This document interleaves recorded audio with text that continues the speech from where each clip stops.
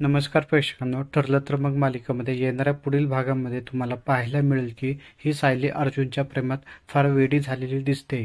तर प्रेक्षकांनो, ही सायली अर्जुनला फोन करून बाहेर बोलावून घेते. मग अर्जुनला बोलते की आपल्याला बाहेर जायचं आहे.